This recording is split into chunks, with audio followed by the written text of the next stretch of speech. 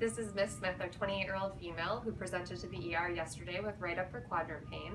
She had a exam, labs, and right upper quadrant ultrasound consistent with cholecystitis. We took her to the OR yesterday evening for a laparoscopic cholecystectomy, which was uncomplicated. We admitted her to the floor postoperatively.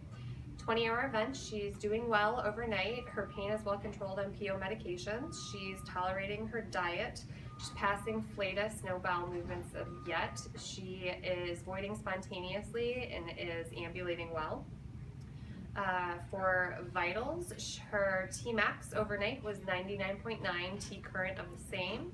Her heart rate 62, range 51 to 69, BP 135/78, range 103 to 144, over 61 to 81. She's respirating at a rate of 16, statting 96% on room air. Ins and outs, she had 900 in, 1200 out for a total of 300 down. Her urine was 1200 out, no stool yet.